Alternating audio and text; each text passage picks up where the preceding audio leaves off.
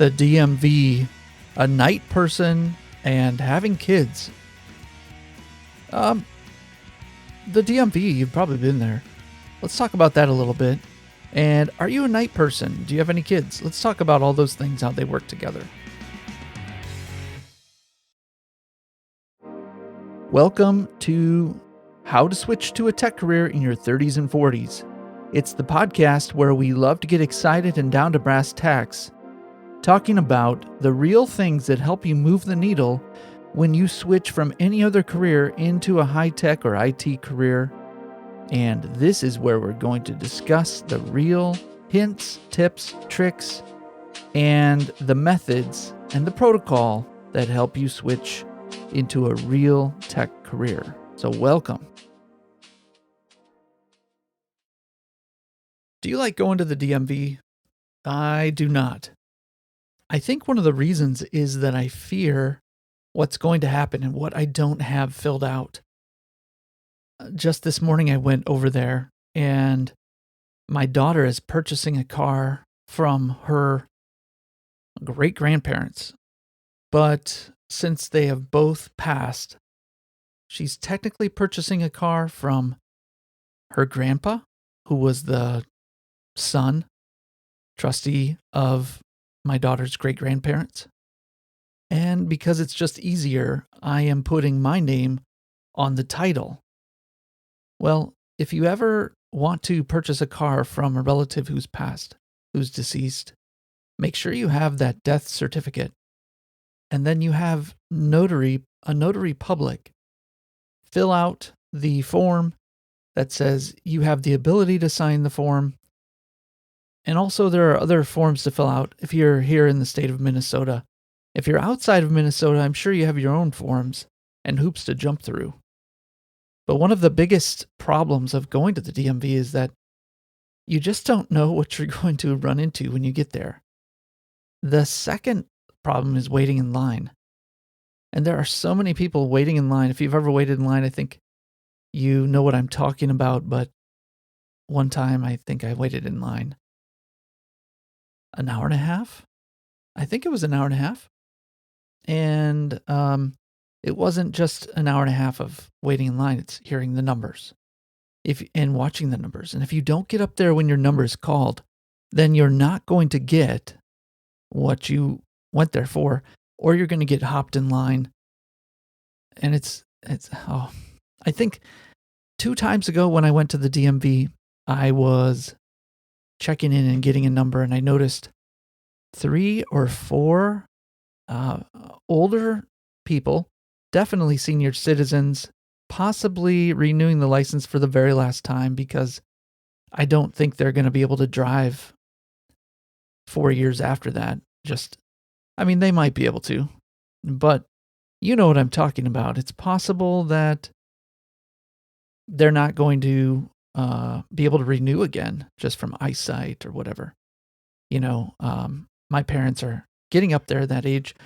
But the point is, these 3 or 4 older women who I feel so bad for them, who they were trying to get in line and fill out the forms. Well, there have been an addition of a surplus of forms required.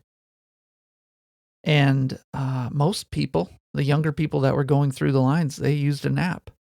And these women did not. And I felt so bad for them. And they were fishing around, trying to find the right forms, and because you just don't want to get it wrong.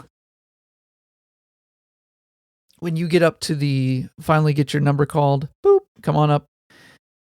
You're just kind of crossing your fingers or praying that everything's right. And in my case today, it wasn't right. So this is the second time I've been back, and I'm dealing with getting forms from, my in-laws who are about an hour away, going to the DMV, which is about 20 minutes away, 15, 20 minutes away from me, and not in the same direction. So you just want to get everything right. So I took up the forms. This is the second time I went there this morning, and I thought I had the forms right. It wasn't just me. It was my in-laws who had to fill out the forms. They've never done this before. In my situation with a deceased great grandparents. And so I stood up. Everything was right. There were like 7 sheets of paper I had to have, and one of them had the wrong date. So we're going to have to do it again. I wish I could take a mulligan and say, hey, can you just this one time, just let it through? No, can't do it. State won't take it. And I do trust her. So we're going back and forth, and it takes so much time just to figure out which forms to fill out. And so I know my in-laws are going to have to fill out more forms in front of a notary public again. So that's the DMV. There are so many analogs to not just DMV, but so many others, but we can use the DMV in this case. Analogs to switching into your tech career, and you'll know it's true and you'll smile if you've been through it, and maybe you're upset that you can see the similarities. When you try to get into a tech career, you've got to pick a place that you're going to try to land, because you can't just go from being a barista into a tech job unless you have the skills required to get into that job. So you have to choose a career. But if you choose the career and you get it wrong, it's like waiting in line, but it takes years. And then when you get up to the desk or submit your resume or fill out job applications, you don't know what they're going to tell you. They're going to say, well, maybe you need more of this or more of that, or, you know what, good job trying to get into this type of career, but the career has even changed because it's taken us so long to get into a tech career that the things we looked up, the requirements we saw at first, are now just outdated. Just like the older women who were trying to get into the DMV, everyone else is using an app, and because the app is being used, the state of Minnesota can change things on the fly, the requirements on the fly in the app or on the website, and all the forms, they're even behind. So if you felt like it takes you a while to get skills, make sure that you're getting the right skills, and that's the tough part. Will you show up to the desk with all the right forms filled out and all the right requirements? And the chances are no, and you'll have to go back and get another certification or get more experience. And that is what happens to most people when they are trying to switch into a tech career. Unfortunately, the DMV is not a dream. It's there. It's going to be there, and it'll always be there. And the same is true with switching into a tech career. There will be requirements, and you will have to meet them. So you want to make sure that right up front, you're aiming in the right place. This is why in the Tech Career Accelerator program that I started, this is why I have my clients, even if they feel like they're ready to apply to jobs, I have them re-examine the skills and the type of job they want to get, because we want to make sure we get our foot in the door very quickly instead of aiming at a dream job. And the dream job is so far away that it remains a dream. We want to get our foot in the door quickly, so we change our requirements. We change the steps we have to take to get there, and we make it a quick process. I often talk about monkey bars, and this would be like on the playground. Reaching out try to impress the girls on the playground, I would reach out and try to grab 3 monkey bars forward and get across. This is back when playgrounds were a thing. When kids played and boys try to impress girls on a playground. Instead of reaching so far ahead, though, with the risk of falling, it would be safer and more steady to just reach for the next bar. Another thing you could try is try to swing and get enough momentum and skip a bunch of bars and be floating in the air for a minute while your body and your legs kick you forward to the next bar. But that looks impressive, but it's not realistic. So keep your hand on the current job you have while you reach not for a dream job in tech, but for a job in tech that gets your foot in the door, and it may not even really seem very high tech to you because it was so quick to get. If you can go for a job that's between 3 and 9 months in your future, acquisition of this job within 9 months for sure. That is the type of job you should be aiming at. When I moved I'm thinking of moving the time that I moved into a house, I moved back into a house that my dad still owned. I had a family, and I was trying to figure out what I was doing in life and get out of a bunch of debt. And I moved back into a house that my dad owned and my dad and mom owned, and I was renting. And I still remember the orange carpet in this house. Carpet that was from I want to say it's from 1981 or 1979, something like that, but it's a plush orange carpet. I still remember that. And one of the times that comes to mind in that rental house with my kids, I think I had 4 kids at the time. This was getting pretty close to the time when I switched into a tech job and moved out of the house and actually bought a house. But I still remember sitting and looking at a wall in this house. There was a little desk. I put my computer on it. I had a laptop that I worked on, and I sat in this chair and stared at the wall really late at night. As I was staring at the wall, I looked down at my computer and I was trying to figure out how to build a website. And I think it was maybe 1 a.m. and it was silent in the house, and everything in the house was dark except for the room I was in. I maybe even had the light off in the room, and just my computer screen was shining.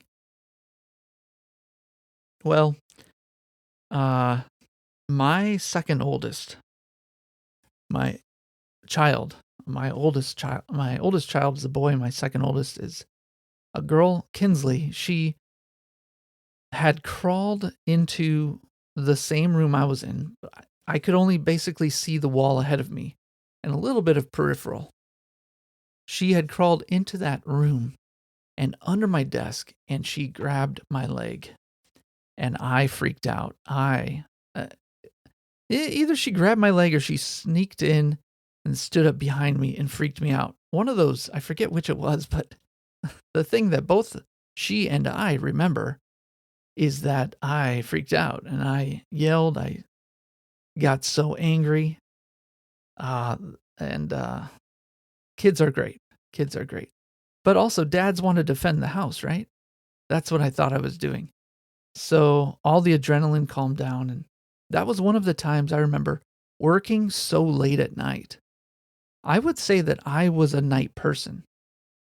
I don't know if I was, but I would say that I was. And one of the reasons I worked at night on my projects to try to become, to try to get into a tech career was because things were quiet.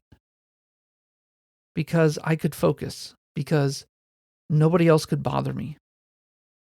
The alternative was working early in the morning, and I just felt like I didn't have the energy at that time to get up early with a house of little children and work early in the morning.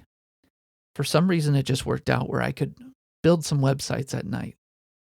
You have to figure out for yourself what time is going to work best for you to get study done. And I would say that if you think you're a night person, I would challenge you to try to get up early first. And the reason for that is our brains are built to work better in the morning, even without coffee for a couple hours. You can have a very, very creative mind early in the morning. Now, me being 50 now, I would say that my advice is not just because I'm an old guy. If you're in your 30s, you would call me an old guy. If you're in your 60s, I'm a young guy. But I don't think my advice is just because I'm older than you, maybe. I would say my advice is that there is data which shows that in the morning we have our brains are ready to go right after a good sleep. So I would challenge you to get up in the morning. Here's what I would recommend to you. Set your alarm for a certain time that's perhaps 15 minutes than when you get up right now. Then, after you can wake up without the alarm on, so your body gets used to this 15-minute earlier time, then it's time to set the alarm 15 minutes earlier. You may even go 10 or 5 minutes earlier and get your body and your brain used to that. And then see how early you can go. For me, my limit is it's not very early, but I still get up earlier than the rest of the family. And that's even without having to commute to a job. I work from home. So I would suggest that you try to get up early instead of at night. If you have children, you're going to have to figure out your schedule with your kids. And you're going to have to figure out with your spouse, if you have a spouse, when you can be working on your projects and working on your certifications. So I would highly suggest you figure out a morning schedule instead of a night schedule. And this could be very good for you. You want to make sure you have your tasks lined up as you get ready to switch into your tech career. And to do that, I would encourage you also to take a spreadsheet. And in the spreadsheet, you can put 90-day goal, 60-day goal, 30-day goal, and then 14-day goal, and then 14 tasks. In other words, a task to do each single day, and keep track of it. The reason that we give up on things and fail is that we aren't persistent. That makes sense, obviously, right? But we as people often think that we have to have an explosion of energy and effort to make things work. And that can be deceptive, but I think it's partially true. If you've ever made a big decision in your life, it felt like a rush where you were changing a lot of your life all at once because you're going all in. And maybe you felt that with your switch to tech. You decided to purchase a large course or get into a boot camp or even go back to college. If you're going back to college to get into tech, I don't know if that's such a great idea. And if you've already made that decision, then, consider my advice on that. But if you are thinking of that decision, I would encourage you to maybe wait on that and change your mind. But the reason for that is because college ends up being, in our minds, it's a way to get ahead. And it feels like a big rush. But when you make that huge decision, what happens is that you get excited and you get to the point where you're just ramping up your energy and enthusiasm because of a decision you made, not because of anything you've actually done. Then, after you've made the decision, you look back and say, well, I've made this big decision. I have to keep following through on it. That is where we start to lose the enthusiasm, lose the energy, and the energy comes to an end. It's very difficult to be persistent at things, especially when you aren't making small decisions and getting a win a lot of the times.